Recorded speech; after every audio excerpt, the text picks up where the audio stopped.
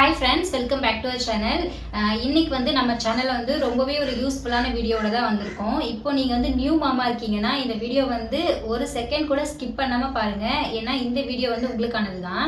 இந்த வீடியோவில் வந்து நம்ம என்ன பார்க்க போகிறோம் அப்படின்னு பார்த்தீங்கன்னா, ஒரு பேபி பிறந்ததுலேருந்து 3rd மந்த் வரைக்கும் அவங்க எந்தெந்த மைல் ஸ்டோன்ஸ் எல்லாம் அச்சீவ் பண்ணியிருக்கணும் அப்படின்றது தான் இந்த வீடியோவில் வந்து நான் ஷேர் பண்ண போகிறேன். இதெல்லாம் வந்து ஃபஸ்ட்டு பேபிக்கு எனக்குமே தெரியாது. இப்போ டில் அதாவது செகண்ட் பேபி பிறந்ததுக்கப்புறம் நமக்கு ஒரு சில எக்ஸ்பீரியன்ஸ்லாம் கிடைச்சிருக்கும் இல்லையா.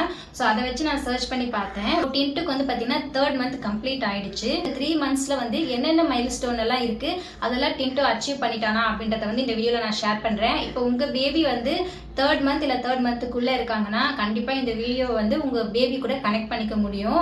ஸோ வீடியோ வந்து ஸ்கிப் பண்ணாமல் பாருங்கள். வாங்க வீடியோக்குள்ளே போகலாம். ஃபஸ்ட்டு பேபி பிறந்ததுலேருந்து பார்க்கலாம். ஜென்ரலாகவே ஒரு பேபி பிறந்ததுக்கப்புறம் ஃப்ரீக்வெண்ட்டாக 2 ஹார்ஸ்க்கு ஒரு முறை ஃபீட் பண்ணணும்னு சொல்லி டாக்டர்ஸ் வந்து சொல்லுவாங்க. இது வந்து எதுக்காக அப்படின்னு பார்த்தீங்கன்னா, மெயினாக பேபியோட க்ரோத்துக்காகவும் டீஹைட்ரேட் ஆகாமல் இருப்பாங்க பேபி. ஸோ அதுக்காகவும் தான். ஸோ ஃப்ரீக்வெண்ட்டாக 2 ஹார்ஸ்க்கு ஒரு முறை பேபிக்கு வந்து ஃபீட் பண்ணுங்கள். தூங்கிட்டே இருந்தால் கூட எழுப்பி வந்து ஃபீட் பண்ணுங்கள். ஏன்னா நியூபார்ன் பேபிஸ் வந்து நல்லா தூங்குவாங்க. ஸோ நம்ம தான் எழுப்பி கரெக்டாக ஃபீட் பண்ணணும். செகண்ட் ஒன் வந்து என்னன்னு பார்த்தீங்கன்னா, இப்போ நீங்கள் ரெகுலராக பேபிஸ்க்கு வந்து டைப்பர் வந்து யூஸ் பண்ணுறீங்கன்னா ஒரு 3 to 4 ஹவர்ஸ்க்குள்ளே நம்ம மாற்றிடணும். ஏன்னா பேபியோட ஸ்கின் வந்து பார்த்தீங்கன்னா ரொம்ப சென்சிட்டிவாக இருக்கும். ஆனால் டின்ட்டுக்கு வந்து பார்த்தீங்கன்னா நான் டைப்பர்ஸ் வந்து ரெகுலராக யூஸ் பண்ணுறது கிடையாது. மெயினாக நைட் டைமில் வந்து யூஸ் பண்ணுவேன். அது ரொம்ப லேட் நைட் தான் டைப்பர் வந்து போடுவேன். ஏன்னா அவனை ஃபீட் பண்ணி தூங்க வச்சுட்டு நான் தூங்குறதுக்கு ஒரு 12 o'clock போல் ஆகிடும்.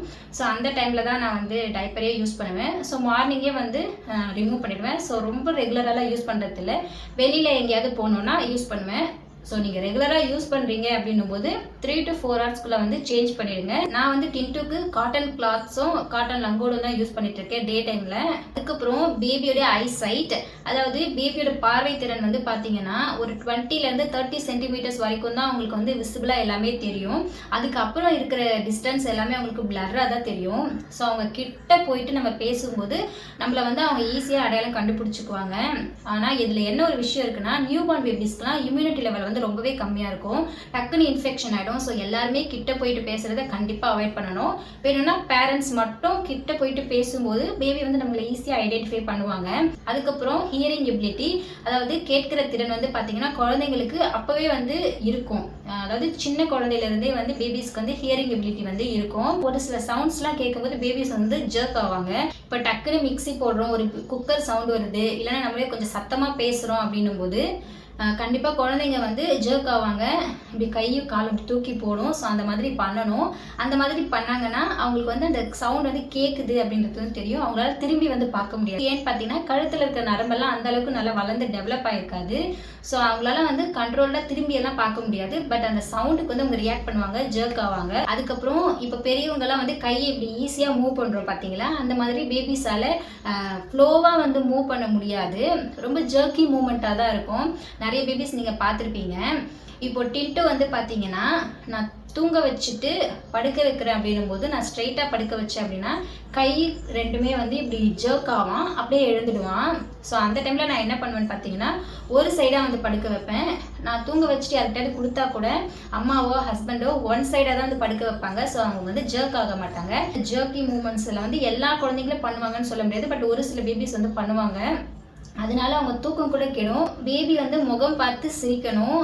இதுதான் ஒரு குழந்தையோடைய பெரிய மைல் ஸ்டோன்னு சொல்லலாம்.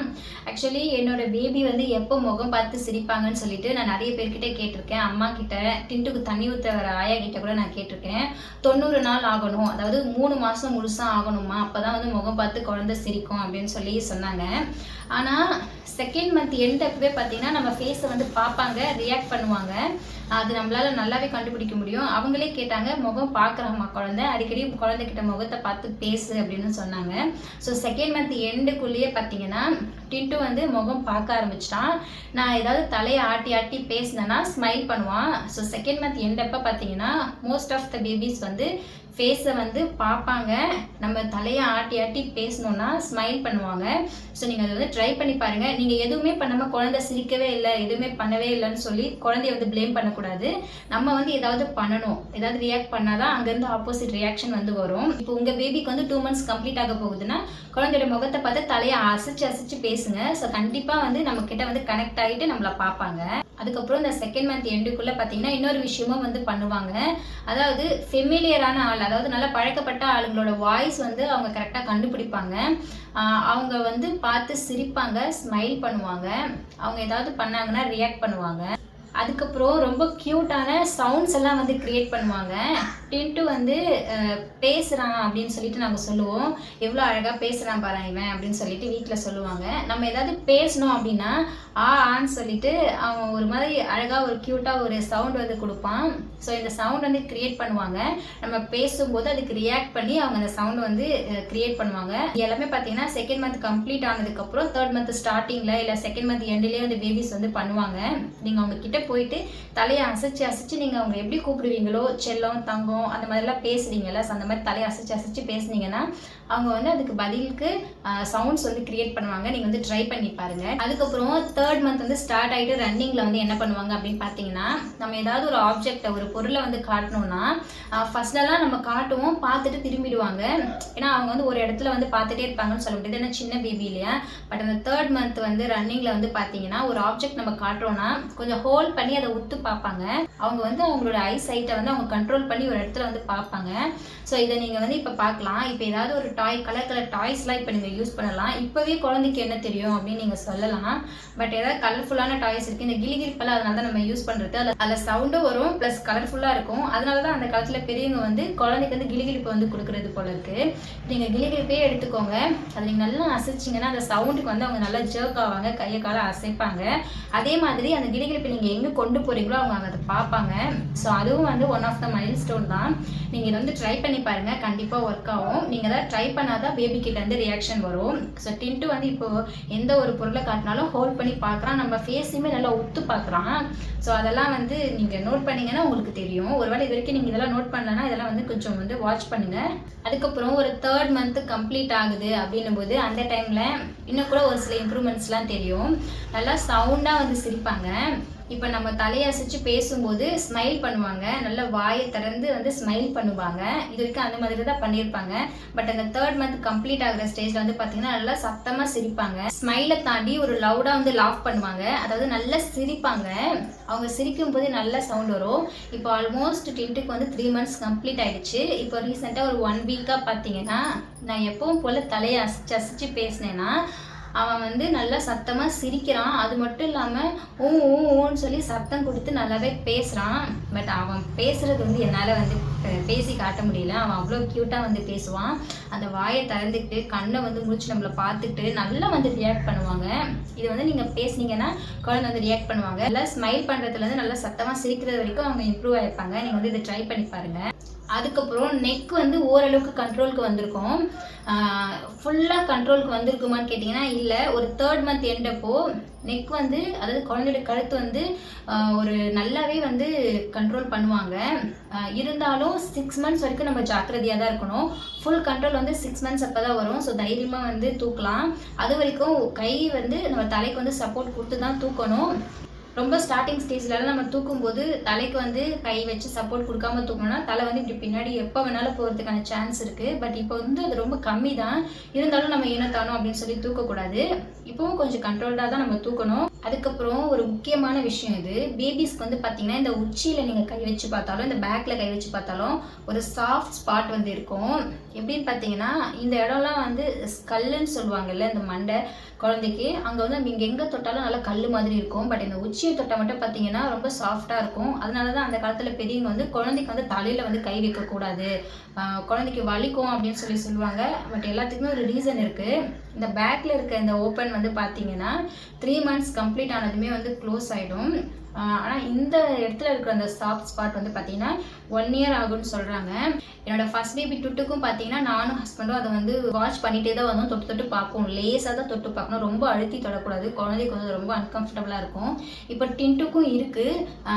ஹாஸ்பிட்டல்லேருந்து வந்த புதுசில் வந்து பார்த்திங்கன்னா நல்லா பெரிய ஒரு ஸ்பேஸ் மாதிரி இருந்தது. ரொம்ப அந்த இடம் வந்து தலை இருக்கும். பட் இப்போ வந்து பார்த்திங்கன்னா இந்த உச்சியில் வந்து ஒரு ரவுண்டு அப்படியே இது வரைக்கும் ஸ்ட்ரெயிட்டாக இது வரைக்கும் வருது. அந்த சாஃப்டாக இருக்கிற இடம் அது வந்து கொஞ்சம் கொஞ்சமாக சேர்ந்துட்டே வருது. பட் 1 இயர் கம்ப்ளீட் ஆகிற வரைக்கும் இருக்கும் அப்படின்னு சொல்கிறாங்க. ஸோ அந்த 1 இயர் வரைக்குமே குழந்தையோட தலையை வந்து நம்ம ரொம்ப கேர்ஃபுல்லாக தான் பார்த்துக்கணும். பொதுவாகவே ரொம்ப கேர்ஃபுல்லாக தான் பார்த்துக்கணும்.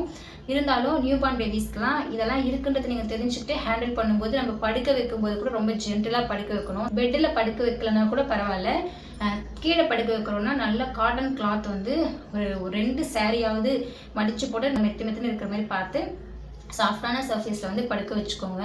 ஏன்னா இந்த இடம் வந்து அவங்களுக்கு வந்து க்ளோஸ் ஆகிருக்காது 3 months கம்ப்ளீட் ஆகிற வரைக்கும். ஸோ ரொம்ப நம்ம ஜென்டிலாக தான் வந்து ஹேண்டில் பண்ணணும். இந்த வீடியோவில் வந்து நிறைய மைல் ஸ்டோன்ஸ் வந்து நான் சொல்லியிருப்பேன். இது எல்லாமே வந்து என்னோட டின்ட்டு வந்து அச்சீவ் பண்ணிட்டான். பட் கரெக்டாக அந்த டைம்லேயே இந்த மந்தில் இந்த வீக்கில் கரெக்டாக அச்சீவ் பண்ணணும்னு கேட்டால் இல்லை, கொஞ்சம் முன்ன பின்ன தான் ஆகும். எல்லா குழந்தையுமே ஆக்டிவாக இருக்கும், எல்லா குழந்தையுமே கரெக்டாக அதே டைமில் வந்து ரீச் ஆகும்னு சொல்லவே முடியாது. எனக்கு கரெக்டாக அந்தந்த டைமில் ரீச் ஆனான்னு சொல்ல முடியல. பட் 3rd month கம்ப்ளீட் ஆகிடுச்சு. இப்போ தான் இந்த வீடியோக்காக இந்த இன்ஃபர்மேஷன்ஸ்லாம் நான் கேதர் பண்ணுறேன். மொத்தமாக பார்க்கும்போது இது எல்லாமே வந்து கம்ப்ளீட் பண்ணிட்டான். ஸோ உங்கள் பேபி வந்து இந்த மந்தில் இது வந்து ஏன் கம்ப்ளீட் ஆகலை அப்படின்னு சொல்லிட்டு ஓவர் ஸ்ட்ரெஸ் எடுத்துக்கக்கூடாது. நீங்கள் ஒரு 1 or 2 weeks 3 weeks கூட வெயிட் பண்ணி பாருங்கள். சில குழந்தைங்க சில வந்து லேட்டாக தான் பண்ணுவாங்க. But most of the babies வந்து இது எல்லாமே பண்ணிவிடுவாங்க. ஜென்ரலாகவே அவங்களுக்குள்ள அது இருக்கும், தன்னால் அது பண்ணுவாங்க. இருந்தாலும் நம்ம சைடுலேருந்து பேபிஸ்க்கு வந்து என்ன பண்ணணுன்றதை நீங்கள் தான் பார்க்கணும். நம்ம சிரித்து பேசினா தான் குழந்தை நம்மளை பார்த்து சிரிப்பாங்க, சும்மாவே மேலே பார்த்து சிரிக்க மாட்டாங்க. ஸோ நம்ம ஒரு எஃபர்ட் போட்டோன்னா அதுக்கு வந்து ஆப்போசிட்லேருந்து அவங்ககிட்ட ஒரு ரியாக்ஷன் வந்து கிடைக்கும். ஸோ கண்டிப்பாக நீங்கள் நியூ மாமா இருக்கீங்கன்னா இந்த வீடியோ வந்து உங்களுக்கு ரொம்ப யூஸ்ஃபுல்லாக இருக்கும்னு நினைக்கிறேன். வேறு இது மாதிரியான வீடியோஸ்லாம் என்ன பண்ணலாம் அப்படின்றத வந்து கண்டிப்பாக கமெண்ட்ஸில் வந்து கேளுங்க. கண்டிப்பாக நான் ஒரு குவாலிட்டியான வீடியோவை வந்து கொடுக்கறதுக்கு நான் ட்ரை பண்ணுவேன். இந்த வீடியோ உங்களுக்கு 200% வந்து யூஸ்ஃபுல்லாக இருக்கும்னு நான் நினைக்கிறேன். வீடியோ வந்து இது வரைக்கும் வந்து ஸ்கிப் பண்ணாமல் பார்த்துருந்தீங்கன்னா அவங்க எல்லாருக்குமே ரொம்ப thanks. Please subscribe. Thanks for வாட்சிங். பை.